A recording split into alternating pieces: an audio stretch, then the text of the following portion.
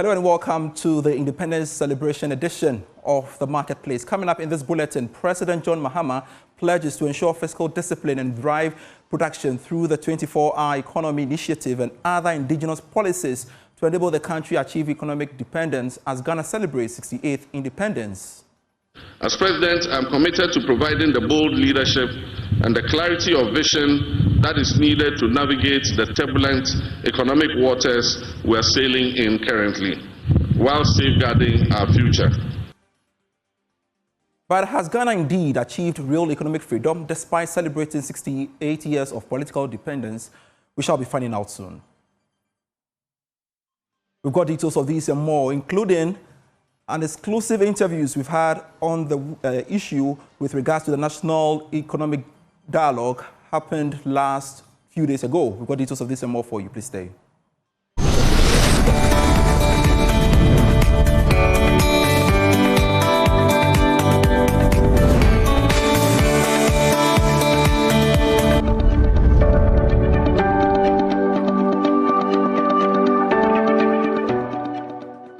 Welcome back to the program. I am Pius Kojo-Bakai, looking at our stories. On the occasion of Ghana's 68th independence celebration, President John Mahama says he will steer the country out of the current economic conditions. He spoke during the 68th independence anniversary celebration. Based on our engagement with some economists, they have... As President, I am committed to providing the bold leadership and the clarity of vision that is needed to navigate the turbulent economic waters we are sailing in currently, while safeguarding our future. Discussions about our independence often highlight our reliance on imports, on donor aid, and IMF bailouts as signs of continued dependence. This reminder is repeated so often that while undeniably real, it risks becoming a cliché. Yet the entire efficacy of this reminder lies not in just repeating it, but in our willingness to take decisive action. Actions that will break the chain of dependency, not just the empty rhetoric of an Africa that is beyond aid. Proclaiming self-reliance while marching straight back to the donors, into the hands of the donor agencies, begging bowl in hand, is really meaningless. To break this cycle of dependence and reset our economy, my administration is formulating policies based on fiscal discipline and living within our means. We're striving to expand our economy to yield prosperity for all. And to do this, we must look within and make sure that we are raising revenue domestically. This administration is working to implement the 24-hour economy program to ensure that our economy never goes to sleep. This will allow us to create the necessary job expansion, boost productivity, increase our exports capacity and trade footprint, and also reduce our dependence on foreign aid. The US $10 billion Big Push initiative will also modernize our infrastructure. It will create jobs. It will stimulate local industry, ensuring that our development is driven from within rather than funded from outside. Well, there are concerns that the country may not have achieved real economic freedom despite celebrating 68 years of political independence. The following Business Desk report has more. Based on our engagement with some economists, they have first raised concerns about the fact that Ghana is still exporting its commodities in raw state. Over the years, Ghana has struggled to add value to some of its traditional exports like cocoa. This is due to the fact that after 68 years of independence, the prices of these commodities like gold and cocoa are still being decided by the buyers on the international market. Some have even argued that Ghana still has no say in the pricing of these commodities, despite the fact that, together with Ivory Coast, they command more than half of the cocoa market. This development often leaves the Ghanaian economy with some serious shocks from price volatility. The development has also negatively impacted on the Ghana cedi and even the livelihood of some Ghanaians. Also, some have highlighted the fact that the Ghanaian economy is tied to the policies from some of our development partners. Ghana has been to the IMF about 17 times, and some analysts have even projected that this will not be the last time that Ghana will go to the fund for support. Several economic programs and policies that have been implemented by successive governments have not been able to help build a resilient economy against external shocks. The previous administration has, for instance, argued that the current crisis that the country went through was due to COVID-19 and the Russian-Ukraine war. But should we put the blame on the political managers of the economy, or Ghanaians have not pushed that much when achieving that real economic independence that has eluded over the years? But with the new administration's plan to reset the economy, some have maintained that it could offer us a new opportunity to kickstart the process where Ghana will achieve real economic and finance freedom to give some meaning to the political independence that we are celebrating today. Now, the National Economic Dialogue ended just this Wednesday. My colleague George Yafe has been speaking to some key persons on the sidelines of the forum. Enjoy this interview.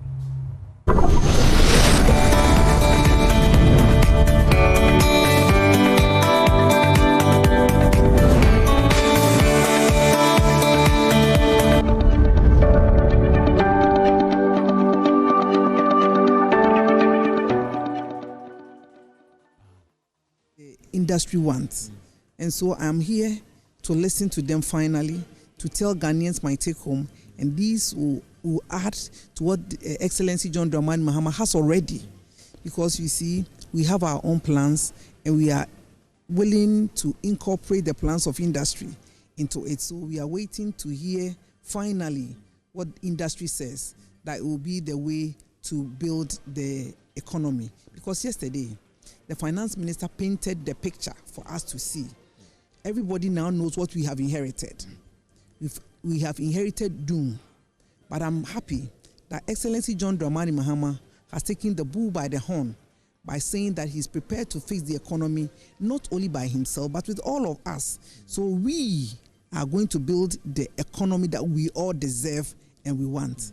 And so we are looking forward to an interesting summary from all the thematic areas and to take home and start the implementation. One would say that what is the level of assistance that the ministry is also going to push forward to support industries and the manufacturing firms in these challenging times? And some will say that in trying to restructure the economy, one of the areas that will be affected badly is capital expenditure.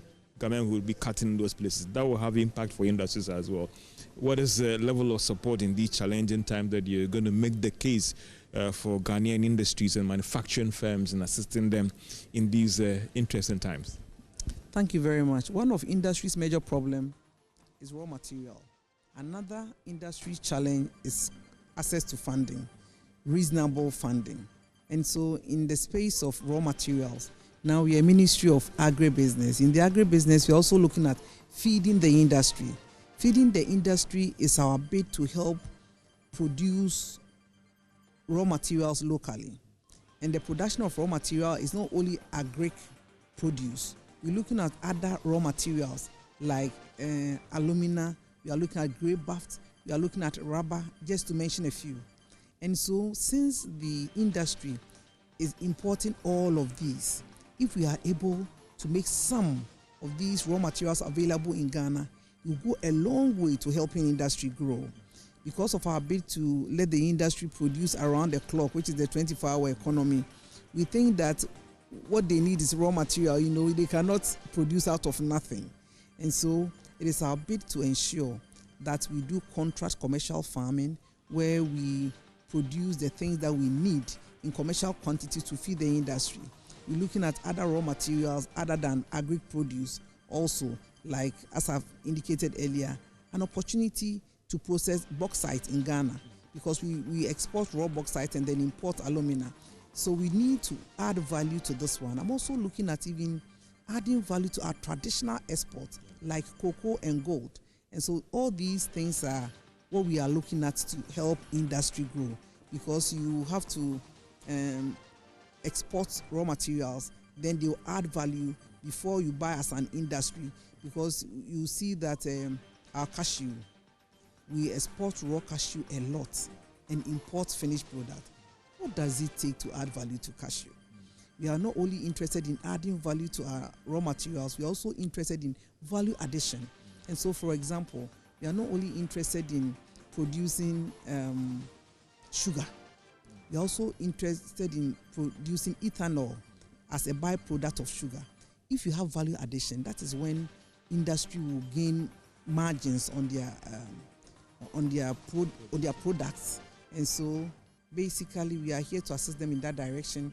We're also creating the enabling environment for the economy to thrive so that they will get access to good capital. We are waiting for the Minister for Finance to read the budget. Then we know what other incentives are there. Any incentives for them? Well, we saw the picture. Yesterday, we all saw the picture. And I am happy that industry itself is giving us solution to some of these problems. I was excited to hear an MD of a bank suggesting that we could look at their reserves at the Bank of Ghana, which does not attract any interest or any, it doesn't attract any interest from them, for them. And so we could speak to the governor, the Minister of Finance, to see whether we could use some of these monies to like contract commercial farmers or people in the agribusiness chain at a very low interest rate, so that we reduce our import substitution and then increase our exports. And so I'm sure by and large we should be able to help them with. But I see you're one of a lead consumer of our local product when it comes to our print and all the rest. The local printing industry, I know that is one of the people who will be knocking on your doors always. What is the plan to help them? Counterfeiting issues about power, cost of production is a major challenge for them. Anything in for them, for those who are in the local textiles industry? Yes, it's true. I consume a lot of the textiles. You will see that I wear 90% African print. 90% of my wardrobe is African print. And so I am a consumer of it. They have challenges, yes. You will also see that I started work under 2 months. I visited 3 textile factories and then a garment factory because they create jobs.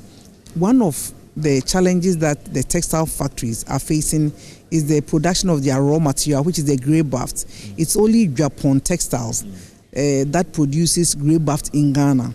Now Japan has been closed down, and so it's a major challenge. That's why I visited Japan. I had a meeting with the management, and they even proposed to me that government should bring on board a strategic investor, and I'm amenable to that. And so as I speak to you right now, we've started the procurement for a transactional advisor to look at Japan and advise government so that we get a strategic investor to take over Japan. If that happens, the cost of production of our textiles is going to be good because they have capacity. Japan has capacity to produce about maybe 50% of their needs. And we are looking for an investor who will produce over 100 and export. You see, in West Africa, no country can say that it is the leader in graft manufacturing. And so we want to be the leader in that area so that after we've supplied the industries in Ghana, we can also export for foreign exchange. The game is export, export, export, and export. Because that's the only way we get foreign exchange and our city will be stabilized. If we keep on importing everything, at the end of the day, our city will not be strong and we cannot get the resilient economy that we all want. And so we are putting measures in place to also attract people. You know, if we start if we start producing grey baft in large quantities, it will attract people in the textile industry to even locate here. It will give us foreign direct investment in the area of textiles. So I think that the production of that raw material is key to our textile industry, and I'm working hard to ensure that that happens because I have instruction from Excellency John Dramani Mahama to let the textile industry thrive. You talked about export and export. There's a fear that, or the concern is that majority of these exports are not owned by Ghanaians, and therefore even though the Bank of Ghana data suggests that we are doing well in export, we are not seeing the capital coming back to the country as well. What is the plan to also ensure that indigents are able to participate in this space so that they can export more and bring the money back into the economy? Thank you very much. Excellency John Dramani Mahama himself is leading the accelerated export development program. The whole idea is to help export-ready companies to export and take advantage of AFTA, AGOA, just to mention a few. And most of these export-ready companies are Ghanaian-owned. And so we are ready to assist Ghanaian-owned enterprises to be at speed with foreign ones to enable them export. And so I'm sure we have rolled the program, even though it's not been launched. What I'm doing at the ministry right now is the process of helping export-ready companies to start exporting before we also deal with those who are not export-ready, but finally what we will do will help them to also become export-ready. And so basically it will help indigenous companies to also benefit from the export market. Madam, finally on Comenda, what is the latest on the Comenda? Yes, as I promised the other time, I've been to Comenda. I've engaged the chiefs and people of Comenda with the instructions of Excellency, the President and the Vice President. And then now we've also started procuring a strategic investor, because the best thing that can happen to Comenda is to bring a strategic investor who will not, as I indicated earlier, do only value addition but extension, so that we can get sugar and get ethanol. If it happens like that, there will be more jobs and jobs and jobs for the people of Comenda and its environment, and to also reduce our sugar import. Sugar import is very high, and once Comenda comes on stream, I'm sure that it will reduce our import of sugar drastically. Are there any clear timelines for this strategic partnership thing, that by the end of this year or by the beginning of next year, some of certain things should be in place? I always talk about expeditious timeline. Under 2 months, I've gone to see the place. I've done my stakeholder consultation with them. I'm procuring a transactional advisor. I'm not resting until it comes on stream, and I am not leaving no stone unturned to ensure that it happens. I can't give date 1 day, 2, because you see, you are looking for a strategic investor, and so you don't have control over when you get a strategic investor who will actually develop, who will deliver, who will be able to do your specification. Because as I indicated, I'm not only interested in somebody who will come and do sugar. Value extension, value addition, the key. And so I will do my bit. Government will do its part to ensuring that we follow all the lay-down procedures. You know, procurement issues in Ghana has been fraughted with challenges. We want to make sure that everything is done transparency according to the law. So if it says advertisement for 21 days, exactly 21 days we'll do. So we want to follow all the due processes to ensure that we get somebody who is up to the task. And I can assure you that there is no delay in this matter. Very, very expeditious. So this is our coverage of the National Economic Dialogue, coming to you live from the Accra International Conference. And I have with me here the the Commissioner General of the Ghana Revenue Authority, the Sapon. Thank you so much for your time. And some will say that the charge is quite heavy on you because of the revenue issue that we have to deal with. From the Minister's presentation, how do you respond to the call and the challenge he's thrown out, and how we should deal with the revenue challenge facing us as a country? Thank you very much. So from what the minister said, and he gave us 7-point actions that as a government, President Mahama's administration and under his leadership as finance minister, he's going to implement. And one of the key points, particularly the number one, was domestic revenue mobilization. This is a very important action because as a nation, we do know that we have challenges with financing in other areas. And therefore, if we are resetting the economy under the leadership of the president, then it's important that we look inside and to be able to harness from within what we can mobilize from domestic sources. And that's what brings the challenge to me and my team as GRA. But we believe that we have the capability and the men and the women to be able to do this charge. To do that is so important that it's going to be done by people.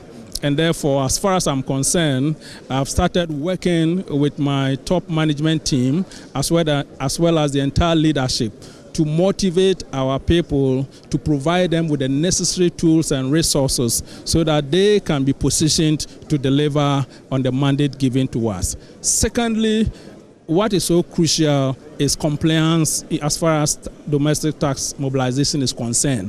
There are several of our laws which are in the books, and we do know that there are some of us in businesses as individuals have not been filing or complying with our tax provisions.